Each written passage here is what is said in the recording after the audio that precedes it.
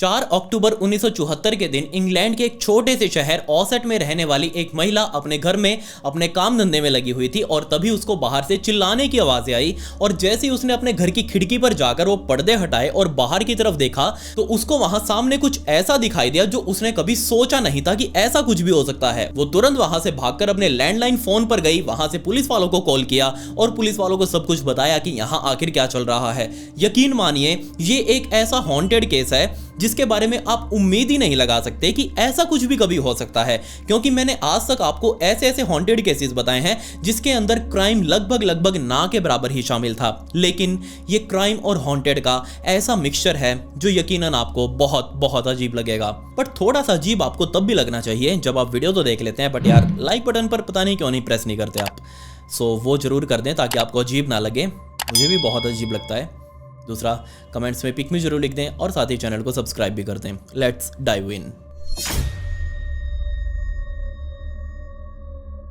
इस पूरी घटना को समझने के लिए हमें इंग्लैंड के छोटे से शहर ऑसेट में जाना पड़ेगा और समय था सन 1974 का, जब यहीं पर रहा करता था 31 साल का माइकल टेलर नाम का एक आदमी, जिसमें उसके परिवार में उसकी पत्नी क्रिस्टीन और इन दोनों के 5 बच्चे अपने इस घर के अंदर, छोटे से घर के अंदर आराम से अपनी जिंदगी जैसे तैसे निकाल रहे थे। आस पड़ोसियों से जब पूछा गया तो उन सभी ने बताया कि माइकल टेलर उनका एक ऐसा पड़ोसी था जो पूरे पड़ोस का, आस पड़ोस का दिल लगा कर रखे हुए था, क्योंकि जब भी कोई उसके घर के सामने से निकलता और माइकल टेलर अगर बाहर खड़ा होता तो वो सामने से गुजरने वाले व्यक्ति के ऊपर कोई ना कोई ऐसा जोक जरूर मारता जिससे दोनों पार्टियों को हंसी आए। ना सिर्फ दोनों पार्टियों को बल्कि अपने परिवार के लिए भी ऐसे ऐसे सेंस ऑफ ह्यूमर वाले जोक्स लेकर आता जो उनके लिए बहुत ज्यादा नए थे और पूरा परिवार हमेशा हंसता खेलता हुआ ही आस पड़ोस में पड़ोसियों को दिखाई दे रहा था। अप्रैल 1974 में जब फाइनली माइकल ने अपनी जॉब से 3 दिनों के लिए छुट्टी ली, वो सिर्फ इसलिए ताकि वो अपने छोटे से घर को थोड़ा रिपेयर कर सके खुद से ही, क्योंकि वो एक छोटा सा शहर है और बाहर से लेकर आना किसी रिपेयर वाले को और घर पर लाकर काम करवाना वो काफी खर्चे वाला होने वाला था। तो यहाँ माइकल ने सोचा कि मैं खुद ही कर लूंगा। तो उसको अपने घर की छत पर जो लगा हुआ इंसुलेटर था, जिससे बाहर की गर्मी अंदर नहीं आती और अंदर की गर्मी बाहर नहीं जाती, वो इंसुलेटर उसको वापस बदलना था। तो जैसे ही वो सीढ़ी लगाकर उस छत के ऊपर चढ़ा और इंसुलेटर लगाकर जब वो वापस नीचे उतर रहा था तब उसका पैर सीढ़ी से फिसला और वो सीधा आकर नीचे गिरा। तो उस टाइम पर तो उसे कुछ ज्यादा पेन महसूस नहीं हुआ, लेकिन वो जैसे ही खड़ा होकर वापस अपने घर के अंदर गया तब उसे पीछे कमर में बहुत ही भयंकर दर्द होने लगा। अंदर जाकर उसने अपनी पत्नी को बताया कि मुझे बहुत ही ज्यादा पेन हो रहा है, मैं ऐसे ऊपर सीढ़ी से नीचे गिर गया और उसकी वजह से मेरे कमर में लग चुकी है। उसकी पत्नी उसे लेकर डॉक्टर के पास गई, लेकिन डॉक्टर को उसकी कमर के अंदर कुछ भी अजीब महसूस नहीं हुआ, लेकिन फिर भी भयंकर दर्द माइकल अपनी कमर के अंदर झेल रहा था। उसी दर्द के साथ वो वापस अपने घर आ चुका था। लेकिन इस घटना के बाद से ही पूरा का पूरा माइकल बदल गया। पहले जहां माइकल सभी के सामने हंसता खेलता हुआ दिखाई दे रहा था, वहीं अब माइकल सभी के सामने चुप चुप सा, बिल्कुल उदास सा अपने घर के बाहर बैठा रहता, सभी आने जाने वालों को भी कुछ भी नहीं बोलता, ना ही किसी से हाय हेलो करता, बस वो चुप रह रहा था। वो अंदर ही अंदर डिप्रेस हो चुका था अपने इस कमर दर्द की वजह से। साथ ही इस दर्द की वजह से उसके घर वाले भी काफी परेशान हो चुके थे, क्योंकि जहां वो अपनी फैमिली को पहले बहुत ज्यादा टाइम देता था, लेकिन अब उसकी फैमिली जैसे ही माइकल से बात करने की भी कोशिश करती तो माइकल उनके ऊपर भड़क कर उठता, उनको खाने के लिए दौड़ता जैसे उन्होंने उसको जस्ट छेड़ दिया हो। इसलिए उसकी फैमिली भी अब उससे काफी दूरी बना चुकी थी। माइकल अब प्रॉपर पूरी तरीके से अकेला रह चुका था। तब यहां जैसे ही उसके आस पड़ोसियों ने देखा कि माइकल अब पूरी तरीके से बदल चुका है तो उसके कुछ दोस्तों ने माइकल को अप्रोच किया और बताया कि देखो यार, हमें पता है तुम इन धार्मिक चीजों के अंदर विश्वास नहीं करते, ना ही हमने तुमको कभी आसपास के चर्चिज के अंदर जाकर देखा, ना ही तुम्हारा परिवार कभी जाता, तो अगर तुम चाहो तो हमारे साथ हमारे चर्च में आया करो, वहां तुमको बहुत ज्यादा अच्छा फील होगा, वहां तुमको ऐसे ही लोग और मिलेंगे जिनके साथ तुम अपना दर्द बांट सकते हो। माइकल ने कहा कोई दिक्कत नहीं है, मैं जरूर ट्राई करूंगा वहां जाने की। अगले दिन फिर से उसके दोस्त उसके पास आए। माइकल अपने घर के बाहर ही बैठा हुआ था। माइकल से उन्होंने बात करी कि हम लोग सभी अभी इकट्ठा होकर पास ही के चर्च में जा रहे हैं, अगर तुम चलना चाहो तो तुम हमारे साथ चल सकते हो हमारे ग्रुप के अंदर। जब वो उस ग्रुप के साथ चलकर उसी चर्च में जा रहा था तब यहाँ माइकल के एक दोस्त ने रास्ते में उसे बताया कि देखो, हमारा जो ग्रुप है वो तो एक बिल्कुल नॉर्मल सा ग्रुप है जो सिर्फ भगवान की प्रार्थना करने के लिए अपना टाइम निकालकर चर्च में जाता है, लेकिन एक क्रिश्चियन फेलोशिप नाम का एक और ग्रुप तुमको उसी चर्च के अंदर मिलेगा जो कि अपनी जिंदगी का ज्यादातर टाइम इस क्रिश्चियन धर्म को समर्पित कर चुके हैं। अगर तुम चाहो तो उस ग्रुप के साथ भी जुड़ जाओ, वो तुमको और ज्यादा अच्छे से ट्रीट कर पाएंगे, वहां तुमको और ज्यादा अच्छा लगेगा। माइकल ने कहा कि चलो देखते हैं, एक बार मिल तो लें कि आखिर वो कौन सा ग्रुप है, मैं वहीं जाकर देखूंगा। ये पूरा का पूरा ग्रुप अब उस चर्च में पहुंच चुका था। उसके दोस्त ने इशारा कर दिया कि तुम अगर चर्च के उस सेक्शन में जाओगे तो वहां पर तुमको वो ग्रुप बैठा हुआ दिखाई देगा, वहां जाकर तुम उनसे बात कर सकते हो। माइकल अपने इस दोस्तों वाले ग्रुप से उठकर जस्ट उस दूसरे ग्रुप में जाना ही वाला था, तभी यहाँ उसके एक और दोस्त ने उसका हाथ पकड़ा और उसे पास बैठाकर ये समझाया कि देखो तुम उस ग्रुप के पास जा तो रहे हो, हमें उससे कोई दिक्कत नहीं है, लेकिन इस ग्रुप के लीडर मरी, उससे जरा थोड़ा संभल कर रहना। उसकी उम्र अभी सिर्फ 21 साल की है, लेकिन वो उस ग्रुप के लीडर है और जो भी उससे बात करता है, जो भी उससे पास जाता है उसके, वो उसको अपनी तरफ खींच लेती है। तो तुम उससे जरा संभल कर रहना, तुम वैसे ही शादीशुदा हो और हम बिल्कुल नहीं चाहते कि ऐसा कोई बात का पतंगड़ तुम्हारे घर पर पहुंचे, इसलिए तुम उस लड़की से थोड़ा संभल कर रहना। माइकल ये बात समझ चुका था, वहां से उठकर वो फेलोशिप ग्रुप में गया। लेकिन जैसे ही माइकल उस ग्रुप के पास पहुंचा, किसी ने भी, उस ग्रुप के किसी भी मेंबर ने माइकल की तरफ कुछ खास ध्यान ही नहीं दिया। जस्ट वो सभी माइकल को देख रहे थे, लेकिन अपने हाथ में जो बाइबल थी वो उसको पढ़ने में बिजी थे। किसी ने भी माइकल को एंटरटेन नहीं किया। ये बात माइकल को बहुत ज्यादा अजीब लगी। ये चीज देखकर वो वापस अपने दोस्तों वाले ग्रुप के पास आया और वहीं पर आकर बैठकर प्रेयर वगैरह करने लगा और वापस अपने घर जा चुका था। काफी बार उसके बाद भी वो चर्च में आया और उसी ग्रुप के पास जाकर खड़ा हो गया, उनको देखता रहता, लेकिन वो फिर से उसको एंटरटेन नहीं करते। वो वापस अपने ग्रुप के पास आकर बैठता और वापस अपने घर चला जाता। 12 सितंबर 1974 का दिन आ चुका था, नॉर्मल सा दिन। जब उस शाम माइकल अपने उन्हीं दोस्तों के साथ उसी चर्च में वापस गया, उसने अपने दोस्तों से कहा कि मैं एक बार अपने फेलोशिप वाले ग्रुप को देख कर आता हूं कि क्या वो लोग वहीं पर बैठे हैं नहीं बैठे। तो जैसे ही वो अपने ग्रुप को छोड़कर माइकल उठकर उस ग्रुप के पास गया, वहां जाते ही वो जो लोग बैठे हुए थे जिन्होंने पहले कभी माइकल को एंटरटेन नहीं किया, उन सभी के हाथों में अभी भी बाइबल थी। उन सभी ने अपनी बाइबल को बंद किया, साइड में रखा, सभी खड़े हो चुके थे, ऐसे अपने हाथ आगे की तरफ किए। बिल्कुल ऐसा लग रहा था जैसे वो अभी माइकल को अपने गले लगाना चाह रहे हो। ये चीज देखकर माइकल को बहुत अच्छा लगा कि ये सभी तो तुम्हारा स्वागत कर रहे हैं। माइकल आगे की तरफ बढ़ा, सभी से हाय हेलो किया, सभी से गले लगा और कहने लगा कि मुझे भी तुम सबके ग्रुप में शामिल होना है। मरी भी साइड में खड़ी थी, मरी ने भी माइकल को थोड़ा गले लगाया और उसको बिल्कुल अपने साथ बैठाया और समझाने लगी कि आखिर ये ग्रुप है किस चीज का और तुम्हारा रोल इसके अंदर क्या होगा। तो जैसे ही माइकल मरी के साइड में बैठा हुआ, उसे वो सारे रूल्स वगैरह समझ रहा था और उसके बाद इन पूरे ग्रुप ने मिलकर प्रेयर वहीं पर करी। उस टाइम पर माइकल ने नोटिस किया कि वो भयंकर कमर वाला दर्द जो पिछले कई महीनों से उसकी कमर में हो रहा है, एक ही दम से जैसे ही वो इस ग्रुप के साइड में आकर बैठा, ये दर्द एकदम से गायब हो चुका था। ये चीज उसको बहुत अच्छी लगी। ये दर्द गायब होने की वजह से वो बहुत लंबे टाइम बाद स्माइल कर रहा था और सभी ने उसको स्माइल करते हुए देखा। सभी को बहुत अच्छा लग रहा था, माइकल को भी बहुत अच्छा लग रहा था। अब यहां से चर्च से जाने का टाइम आ चुका था। पूरा ग्रुप वापस अपना प्रेयर बंद करके बाहर की तरफ निकला, लेकिन जैसे ही माइकल इस चर्च से बाहर निकला, उसको कमर के अंदर वापस दर्द शुरू हो चुका था। वो अपने घर पर गया, घर जाकर अपनी पत्नी क्रिस्टीन को बताया कि इस तरीके से वो जाकर उस ग्रुप से मिला था और जैसे वो उस ग्रुप से मिला, उसका कमर का दर्द गायब हो चुका था। लेकिन जैसे ही वो चर्च से बाहर निकला, उसका कमर का दर्द वापस शुरू हो गया। उसकी पत्नी क्रिस्टीन ने समझाया कि ये तो चलो बहुत अच्छी बात है, कहीं तो तुमको ये अच्छा फील हो रहा है, वरना तुम इतने टाइम से दर्द और डिप्रेशन में चल रहे हो। मुझे बहुत अच्छा लगा है सुनकर कि तुम्हारा डिप्रेशन और दर्द उस टाइम के लिए तो कम से कम गायब हो चुका था। तो आने वाले काफी लंबे टाइम तक, काफी दिनों तक माइकल डेली सुबह उठता, डेली उस ग्रुप के पास जाता, वहां जाते अपना दर्द और अपनी डिप्रेशन सब कुछ भूल जाता। हर एक मीटिंग उस ग्रुप की अटेंड कर रहा था। लेकिन जैसे जैसे माइकल इस ग्रुप के अंदर घुला, वैसे वैसे माइकल मरी के भी काफी करीब जा चुका था। मरी और माइकल दोनों बैठकर ऐसे बातें करते, ऐसे घुलते मिलते कि बाकी के जो ग्रुप के मेंबर्स थे उनका ध्यान ही नहीं रहता कि आखिर वो करने क्या आए हैं। वो तो जस्ट सामने बैठकर इस जोड़े को देखते रहते कि आखिर ये क्या कर रहे हैं, पहले इन्हीं को देख लेते हैं। लेकिन उन लोगों के पास भी ज्यादा टाइम नहीं होता, वो भी यहाँ मीटिंग और प्रेयर के लिए आते थे। तो वो अपनी मीटिंग और प्रेयर करके जस्ट उनको देख के उन दोनों को अकेला छोड़ के वहां से बाहर निकल जाते और बाद में यहाँ मरी और माइकल को दोनों को क्वालिटी टाइम मिल रहा था, दोनों अच्छे से अपना टाइम स्पेंड कर रहे थे। इसका मतलब मैं बिल्कुल नहीं कह रहा कि इन दोनों के बीच में कुछ गलत था, नहीं, लेकिन ये जिस तरीके से एक दूसरे से बातें कर रहे थे, एक दूसरे के साथ घुल मिल चुके थे, वो थोड़ा अजीब था, ना सिर्फ मेरे लिए बल्कि वहां चर्च में आने वाले सभी लोगों के लिए भी। कुछ दिनों तक उनका ये सब कुछ चला। अब आपको भी पता है कि इस तरीके से पब्लिक प्लेस के अंदर ऐसे एक लड़का और लड़की मिलेंगे तो हवा तो उड़ेगी ही, गलत चीजों की भी हवा उड़ेगी और बिल्कुल ही ऐसी हवा उड़ चुकी थी माइकल और मरी के लिए। और ये हवा उड़ती उड़ती सीधा माइकल की पत्नी क्रिस्टीन के कानों तक पहुंची। जब क्रिस्टीन को वहीं के एक पड़ोसी ने आकर बताया कि तुम्हारे पति माइकल का अफेयर चर्च में आने वाली मरी नाम की एक लड़की के साथ चल रहा है। जैसे ही क्रिस्टीन ने सुना, क्रिस्टीन बहुत ज्यादा उदास हो चुकी थी। उसको समझ नहीं आया कि आखिर वो क्या करे। उसके मन में बाहर गुस्सा निकलना चाह रहा था, लेकिन उसको ये भी समझ नहीं आया कि आखिर वो करे तो करे क्या। पहले भी क्रिस्टीन के सामने माइकल ने आकर मरी की काफी ज्यादा बातें करी थी। उसको बताया था कि वो कैसे उसकी एक दोस्त जो कि चर्च में आती है मरी, उसके साथ वो बहुत ज्यादा कंफर्टेबल फील करता है। जैसे वो उसके पास जाता है उसका सारा दर्द गायब हो जाता है। तब भी हाँ, क्रिस्टीन को काफी ज्यादा जलन महसूस हो रही थी। ऑब्वियसली होनी भी चाहिए, यहाँ उसका पति है और वो किसी दूसरी लड़की का नाम ले रहा था, यहाँ जलन तो होगी ही। 1 अक्टूबर 1974 का दिन आया। माइकल सुबह सुबह अपने घर में उठा। क्रिस्टीन ने उसके लिए नाश्ता वगैरह बनाया। फ्रेश होकर माइकल नाश्ते की टेबल पर पहुंच चुका था। तब यहाँ क्रिस्टीन को माइकल ने बताया कि मुझे थोड़ी देर में वापस चर्च के लिए निकलना है, क्योंकि हमारे ग्रुप की एक इंपॉर्टेंट मीटिंग अभी होने वाली है कुछ ही टाइम बाद, तो मुझे जल्दी जल्दी नाश्ता दे दो, मैं यहाँ से निकलने वाला हूँ। नाश्ता करके जैसे ही माइकल अपने घर से बाहर निकला, तब क्रिस्टीन ने सोचा कि नहीं, आज मैं ये नहीं होने दूंगी। आज मैं देखूंगी जाकर कि आखिर सच्चाई है क्या सच में माइकल का मरी के साथ चक्कर चल रहा है। अगर ऐसा है तो मैं इन दोनों को रंगे हाथ पकड़ूंगी। माइकल अपने घर से बाहर निकल चुका था। उसके पीछे पीछे 5-7 मिनट बाद ही क्रिस्टीन भी अपने घर से बाहर निकली, माइकल का पीछा करने लगी। माइकल देखते ही देखते इस चर्च के अंदर घुसा। उस चर्च के दरवाजे वापस बंद हो चुके थे। तभी 5-7 मिनट बाद क्रिस्टीन भी उस चर्च के दरवाजे तक पहुंच चुकी थी। चर्च का दरवाजा उसने खटखटाया।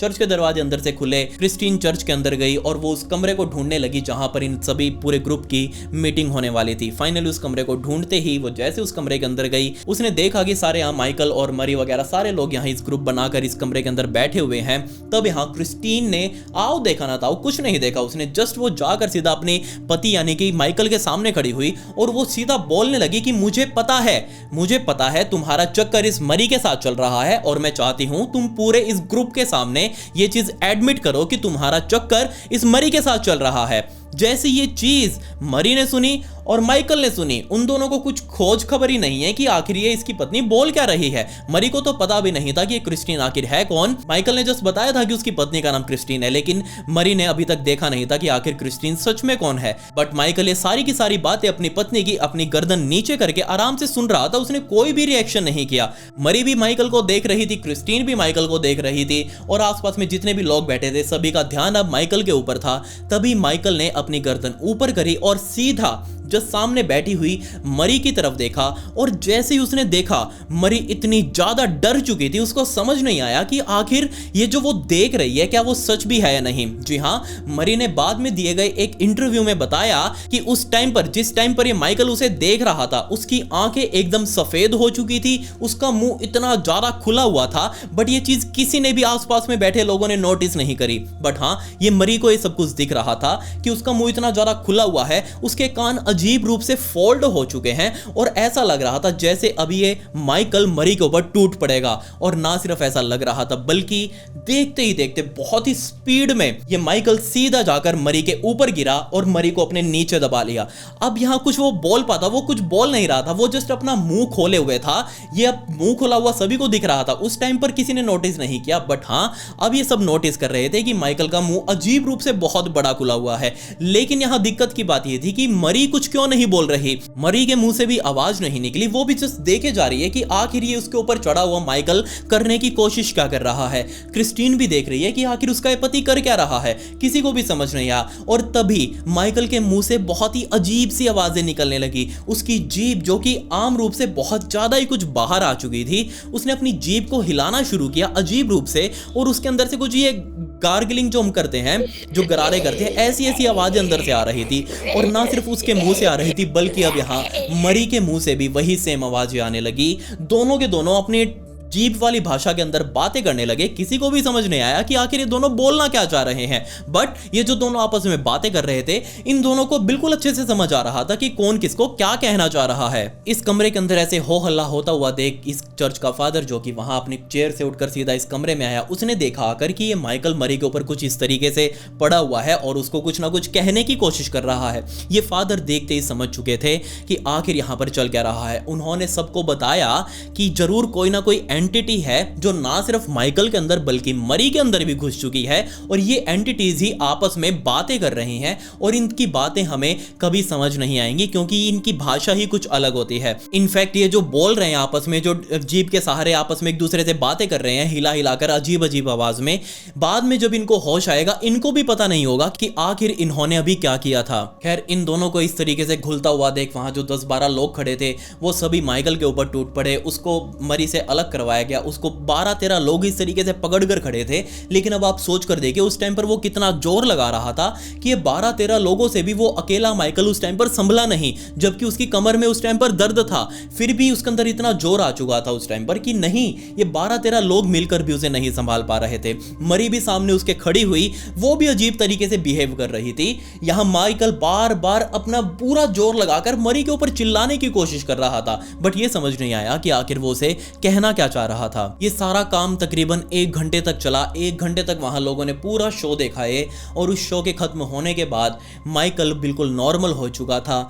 माइकल से पूछा गया कि ये तुम सब कुछ क्या कर रहे थे। उसने अपने आप को झटकाते हुए कहा कि मैं क्या कर रहा था, कहने का मतलब क्या है, मैंने तो कुछ भी नहीं किया, मैं तो जस्ट नॉर्मल बैठा हुआ था। बट सभी लोगों ने मिलकर उसे बताया कि ना सिर्फ तुम बल्कि मरी भी बहुत अजीब बिहेव कर रहे थे, आपस में जीव वाली भाषाओं में एक दूसरे से बात कर रहे थे। माइकल ने कहा नहीं, मुझे ऐसा कुछ भी याद नहीं है कि ऐसा कुछ भी मेरे साथ हुआ हो। उसकी पत्नी को साइड में खड़ा हुआ देख वो क्रिस्टीन से पूछने लगा कि क्रिस्टीन तुम यहाँ कब आई और मैंने क्या किया, तुम ही मुझे बताओ। क्रिस्टीन ने भी उसे बताया कि जो उसने किया था अभी अभी। खैर, इस चर्च के फादर वापस इस रूम में आए और उन्होंने बताया कि हो ना हो ये माइकल किसी ना किसी डिमोनिक पावर से, डिमोनिक फोर्स से पीड़ित हो चुका है, पोसेस्ड हो चुका है, और हमें कुछ ना कुछ अब माइकल के लिए जरूर करना पड़ेगा। और आपको भी पता है जब ऐसे किसी के अंदर कोई डेमोनिक पावर घर कर लेती है, कोई डेमोनिक फोर्स उसके अंदर घुस जाता है, तो उस एंटिटी को बाहर निकालने के लिए हम एक्सॉर्सिज्म करते हैं, और यहीं पर अब माइकल का एक्सॉर्सिज्म होने वाला था। जी हाँ, अगर आपको नहीं पता तो मैं आपको बता दूं, ये एक्सॉर्सिज्म एक तरीके का प्रोसेस है जिससे ना सिर्फ किसी इंसान से बल्कि अगर कोई जगह भी किसी भूत प्रेत से कोई पीड़ित हो चुकी है तो उस जगह को भी और उस व्यक्ति को भी उन चीज़ों से आज़ाद करवाने के लिए यहाँ मंत्रों का सहारा लिया जाता है, तंत्र मंत्र किया जाता है, और उसी प्रोसेस को क्रिश्चियनिटी में एक्सॉर्सिज्म का नाम दिया गया है। अगले दिन माइकल की पत्नी क्रिस्टीन ने आसपास के काफ़ी सारे चर्चेज के अंदर कॉन्टैक्ट किया, सभी फादर से बात की कि आखिर इनका एक्सॉर्सिज्म कौन करेगा। तब यहाँ सभी लोगों ने सजेशन दिया कि तुम पीटर और रेमंड के पास जाओ, वही यहाँ एक्सॉर्सिज्म के एक्सपर्ट हैं और वही तुम्हारा ये काम कर सकते हैं। क्रिस्टीन ने तुरंत पीटर और रेमंड नाम के उन एक्सॉर्सिस्ट को कांटेक्ट किया। जल्दी ही ये दोनों लोग माइकल के घर पहुंच चुके थे। उन्होंने जाकर माइकल को देखा, देखते ही बता दिया कि माइकल तुम कम से कम एक डेमोनिक पावर से तो जरूर पीड़ित हो, इससे ऊपर भी हो सकती हैं, बाकी हम देखेंगे। अगर तुम चाहते हो कि हम तुम्हें इन सब से आज़ाद करवा दें तो तुमको हमारे इस एग्रीमेंट के ऊपर साइन करने होंगे, तुमको कहना होगा कि हाँ मैं एग्री हूँ। माइकल ने कहा कोई दिक्कत नहीं है, मैं एग्री हूँ, तुमको जो भी करना हो जल्दी करो, मुझे इन सब चीज़ों से आज़ादी दिलवाओ। तो ये पीटर और रेमंड दोनों एक्सॉर्सिस्ट वहीं पर एक्सॉर्सिज्म शुरू करने वाले थे, लेकिन तभी इन दोनों ने डिस्कस किया कि नहीं यार, यहाँ पर नहीं, यहाँ करना सेफ नहीं होगा, हम इसको उठाकर पास ही के चर्च के अंदर लेकर चलते हैं, वहाँ थोड़ी जगह भी खुली रहेगी और हमें करने में भी आसानी रहेगी। दोनों ने प्लान बनाया, दोनों ने माइकल को अपने साथ लिया, उसके परिवार वाले भी उसके साथ आ चुके थे, और ये पूरा के पूरे लोगों का ग्रुप पास ही के चर्च में पहुंचा। वहां एक रूम इन्होंने लॉक किया, सारे लोग इसके अंदर घुस चुके थे और फिर से रूम को अंदर से बंद किया। माइकल बीच में बैठ चुका था चेयर के ऊपर, और फाइनली सारे के सारे लोग साइड में खड़े थे। जिसके कुछ ही मिनटों बाद तकरीबन शाम के टाइम पर 4 अक्टूबर के दिन रेमंड और पीटर ने मिलकर माइकल का एक्सॉर्सिज्म करना शुरू किया। लेकिन जैसे ही उन्होंने एक्सॉर्सिज्म करते करते वो वर्ड्स बोलने शुरू किए, वो अपने मंत्र वगैरह बोल रहे थे, वैसे वैसे माइकल की हालत बहुत ज्यादा बिगड़ती जा रही थी। वो जहां चेयर के ऊपर बैठा था वो एकदम से हवा में कभी उठता, नीचे आकर गिरता, कभी चेयर को इधर फेंक रहा था, कभी वो चेयर के साथ ही हवा में उड़ रहा था, कभी इस दीवार में जाकर लगता, कभी उस दीवार में जाकर लगता, कभी सामने वाले खड़े आदमी को खाने के लिए भागता, उसके पास आकर रुक जाता लेकिन फिर पीछे चला जाता।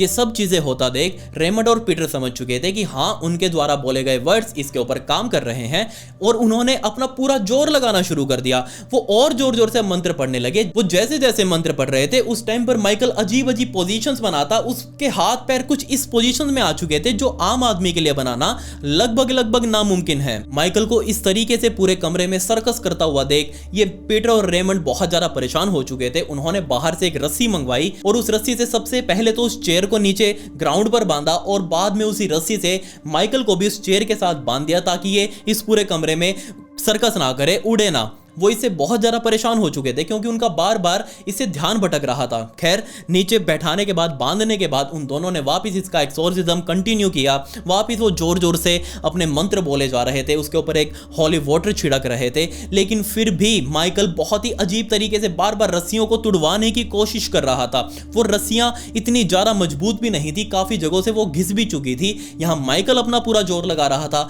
सामने खड़े रेमंड और पीटर अपना पूरा जोर लगा रहे थे किसी तरीके से इसके अंदर से जितनी भी डेमोनिक पावर्स हैं वो सारी बाहर आ जाएं। बट तकरीबन 8 घंटों तक लगातार माइकल का एक्सोर्सिज्म करने के बाद भी माइकल अभी भी पूरे तरीके से ठीक नहीं हुआ। बट रेमंड और पीटर बहुत ज़्यादा थक चुके थे।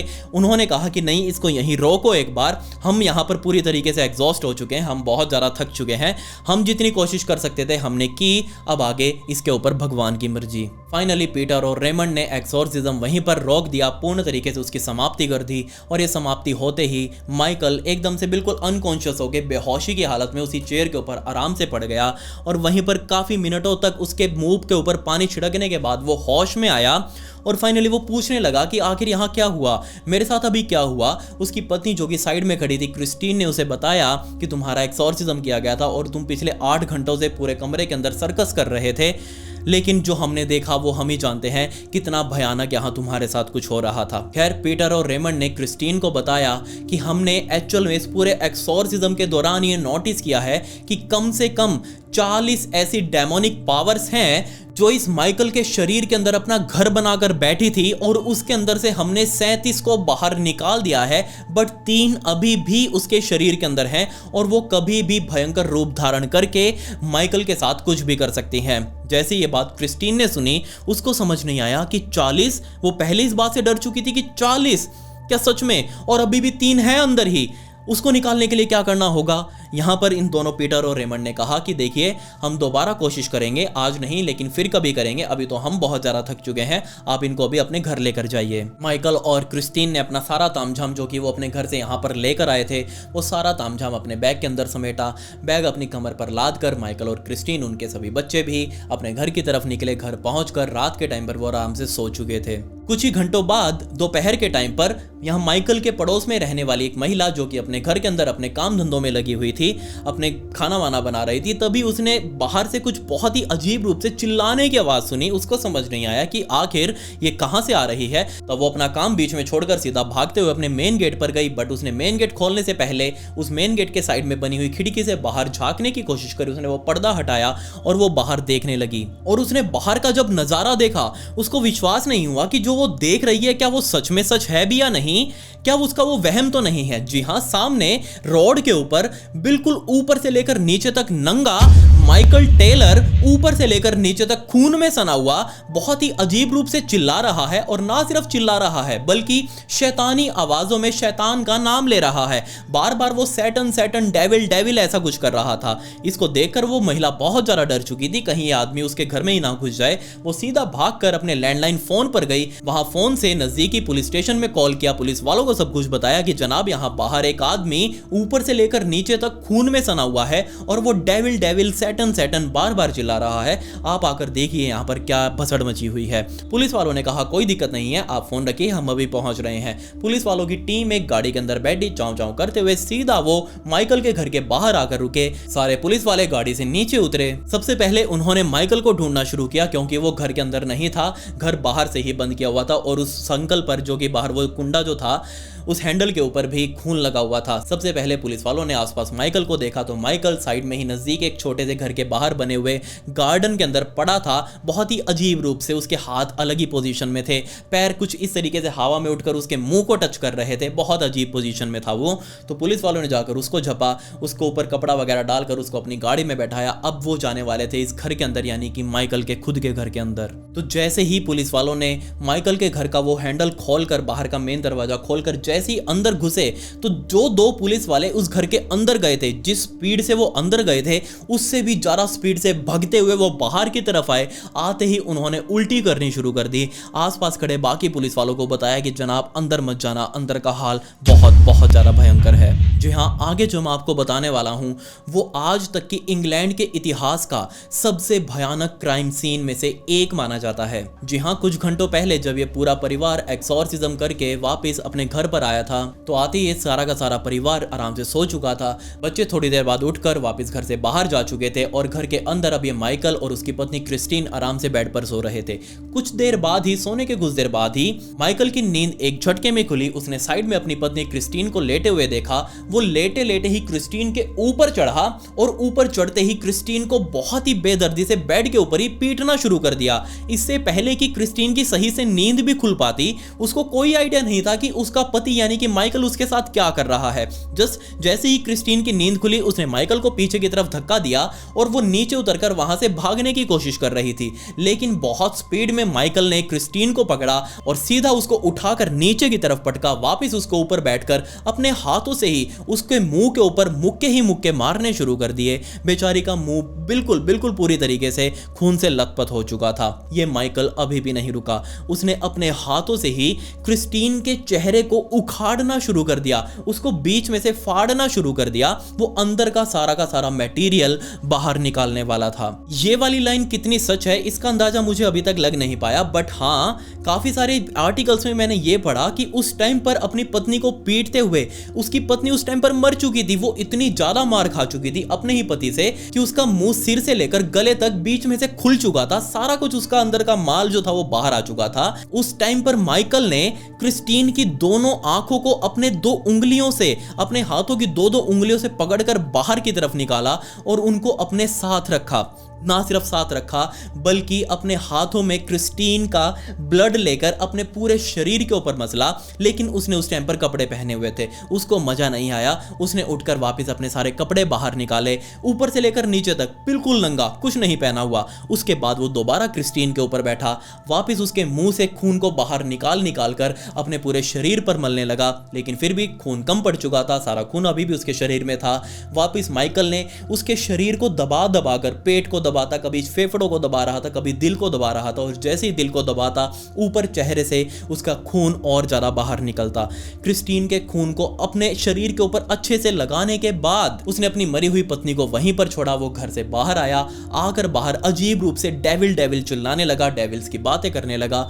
और उसी चिल्लाहट को उस महिला ने यानी कि उसकी पड़ोसन ने सुना था, जिसको सुनकर उसने पुलिस वालों को कॉल किया था। पुलिस वालों के सामने बयान में माइकल ने कहा कि मैंने जो किया मुझे कुछ याद नहीं है, मेरे माइंड में ऐसी कोई मेमोरी नहीं है कि मैंने अपनी पत्नी का मर्डर किया हो, मुझे तो ये भी याद नहीं है मेरा एक्सॉर्सिज्म हुआ था। उस टाइम पर पुलिस वालों ने ना सिर्फ माइकल को बल्कि क्रिश्चियन फेलोशिप ग्रुप को, जिस ग्रुप के अंदर माइकल जुड़ा था, इसके साथ ही उस चर्च को भी जिस चर्च के अंदर माइकल का एक्सॉर्सिज्म किया गया था, और यहाँ पीटर और रेमंड को भी इस पूरे के पूरे कांड के अंदर घसीटा, क्योंकि यही सब लोग थे जिन्होंने माइकल को कन्विंस किया था ये बात से कि तुम्हारे अंदर डेमोनिक पावर्स हैं और तुम उससे पीड़ित हो चुके हो, तुम्हारे अंदर भूत प्रेत हैं, तुम्हारे शरीर को उन्होंने अपना घर बना लिया है। इस बात से माइकल इतना ज्यादा कन्विंस हुआ कि उसने उसी तरीके से एक्ट करना शुरू कर दिया कि हाँ, उसके शरीर के अंदर कुछ अजीब है। ये बात आज तक साबित नहीं हो पाई कि हाँ, क्या सच में माइकल के शरीर के अंदर सब कुछ था या फिर ये सब कुछ एक दिखावा था। और उसी वजह से, अपने बयानों की वजह से माइकल को इस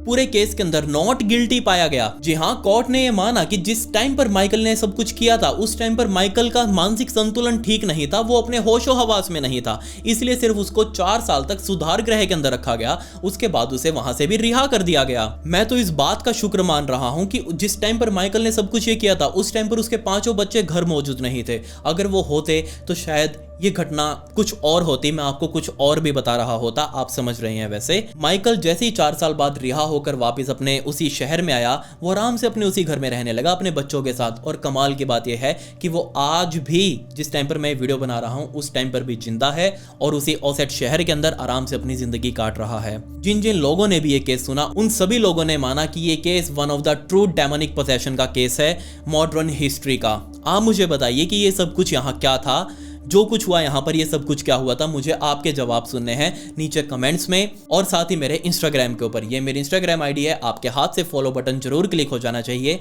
यहाँ पर मैं इसी तरीके की स्टोरीज रील्स फॉर्मेट में डालता हूँ, तो आप मुझसे आकर वहां बात भी कर सकते हैं। लिंक आपको डिस्क्रिप्शन में मिल जाएगा।